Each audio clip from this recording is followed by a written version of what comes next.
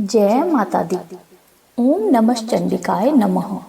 अर्थ श्री दुर्गा सप्तशती। 10वां अध्याय। शुंभ वध।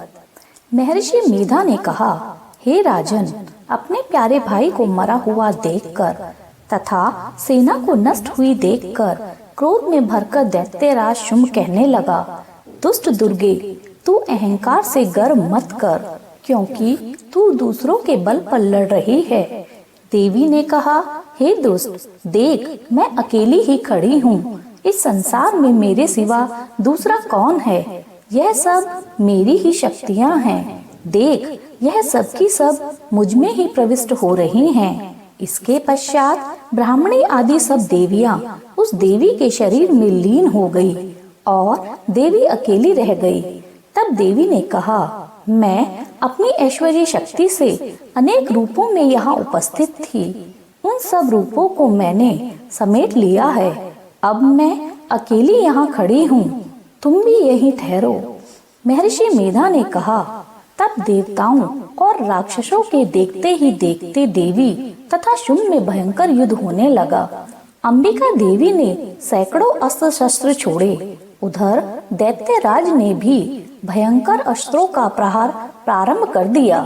देवी के छोड़े हुए सैकड़ों अस्त्रों को दैत्य ने अपने अस्त्रों से काट डाला। इसी प्रकार शुंभ ने जो अस्त्र छोड़े उनको देवी ने अपनी भयंकर हुंकार से ही काट डाला। दैत्य ने जब सैकड़ों बाण छोड़कर देवी को ढक दिया तो क्रोध में भरकर देवी ने अपने बाणों से उसके धनुष को नष्ट कर डाला। धनुष कट जाने पर दैत्येंद्र ने शक्ति चलाई, लेकिन देवी ने उसे भी काट कर फेंक दिया। फिर दैत्येंद्र चमकती हुई ढाल लेकर देवी की ओर दौड़ा, किंतु जब वह देवी के समीप पहुंचा तो देवी ने अपने तीक्ष्ण बाणों से उसकी चमकती ढाल को भी काट डाला। फिर दैत्येंद्र का घोड़ा मर गया, रथ टूट गया, सारथी मारा गया।